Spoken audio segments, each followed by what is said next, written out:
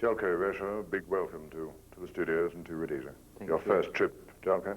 Yes, absolutely. First trip, first grand jeté into African continent. Are you pleased with the trip so far? Yes, I'm pleased. I like the people here. I found that they're very nice and kind, and they made me feel at home. But ballet usually do that tricks for you. Everywhere where you go, you find yourself at home, practically.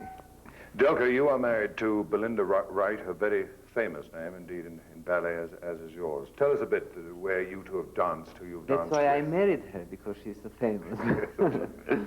Well, we have a very nice relationship because we are, she always laughs at me because when I say compatible, people can misunderstand. Yes. Privately and in dancing, I think we show each other quite well off. And as such, we established this thing that we tour around the world. We go to as many countries as possible.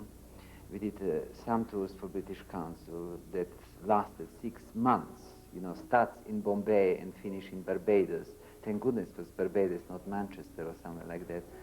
So you can relax in the sun after that. But we tour with our own program, and we are guests with other companies, so that we have this marvelous challenge of appearing in different productions of Giselle with the different companies. You always are evolving and developing more and more.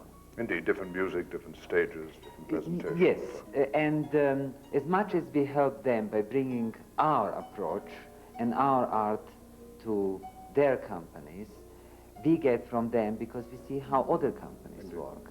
And this is what's so marvelous about the ballet, that is international. When they stage Giselle, Swan Lake, Sleeping Beauty, you can, with few rehearsals, click into the same thing.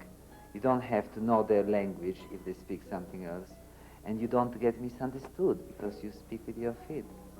Jelko, Belinda's a long way away. She's not with you, so who's the better dancer of the two of you? Oh, You can afford to answer that. Belinda is definitely. I can be quite honest that she's not hearing.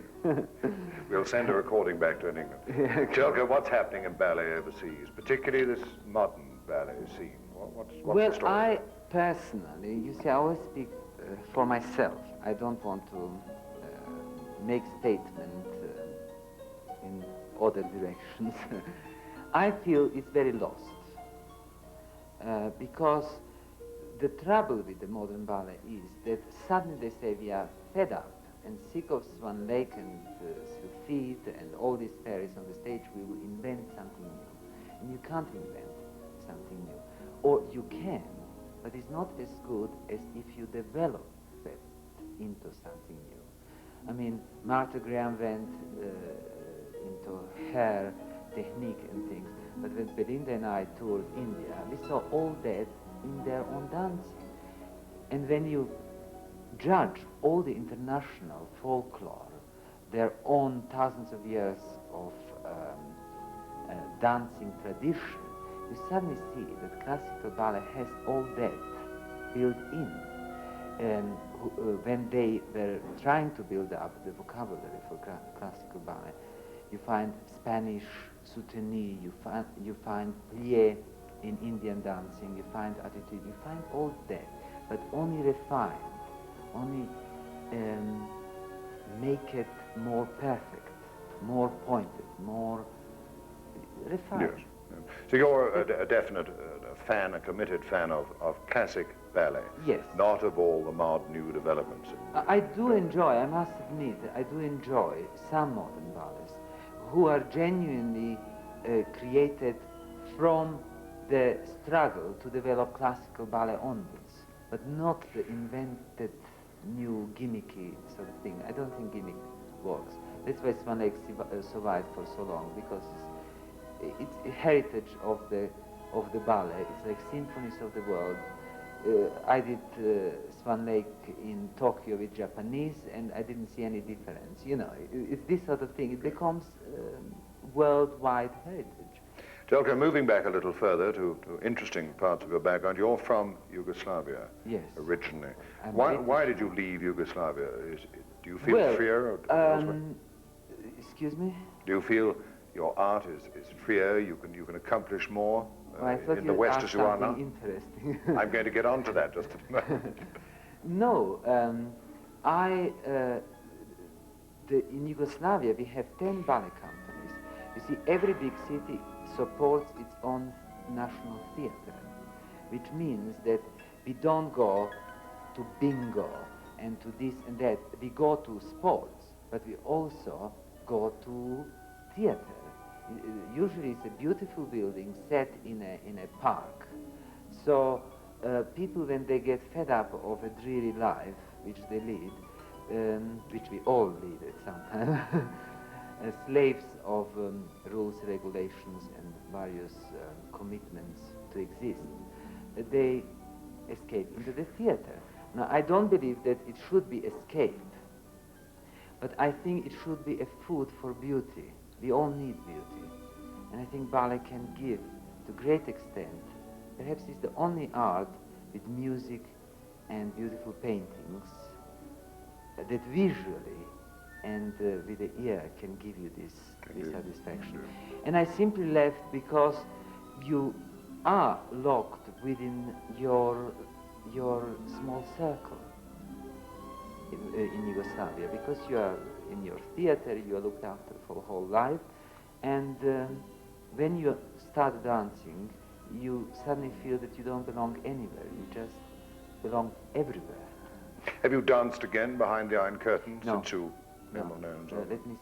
No, the only place we were sent by British government was Cuba. And there was, I must say, they had the best audience in the world.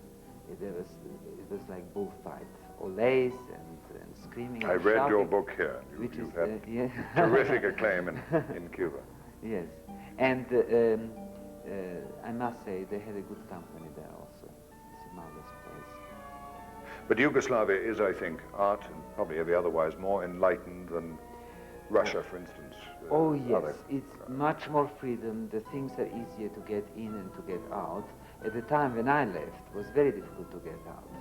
It was just a miracle that I escaped, and it was very funny because few years, no, I didn't escape. I mean, I left, luckily, and a few years later, Nureyev escaped, and Belinda and I were invited to have a banquet at Lord Mayor of London. We were sitting with 300 other, it was arts and science. Now, can you imagine lots of mathematicians, technicians, and scientists with ballet dancers? It was Markova, Alicia Markova, Demine de Valois, Belinda, and myself from the ballet. And I was sitting opposite mathematician and his wife, and she was saying to me, "Oh, I read all about you when you escaped, all the things." And Belinda was kicking me under the table. She thinks you're Nureyev.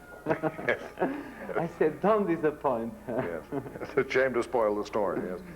Let's come back a little more locally, Jelko. Rhodesia, you said earlier on, a lot of good-looking young men. We haven't enough dancers. Ballet is not big enough or popular enough in this country. What are we going to do to attract particularly young men into ballet?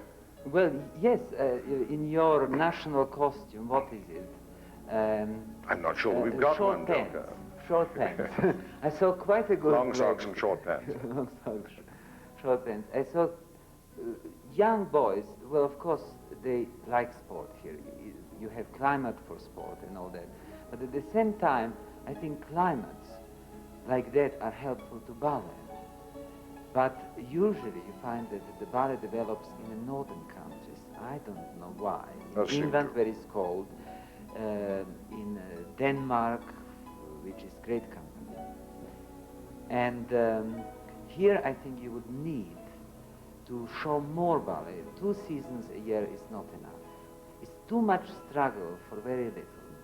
If you give more frequent seasons and get more publicity for the ballet, you will find that young boys who think, "Oh, this is not for us, you know, it's too weak," they will find, let them try to dance.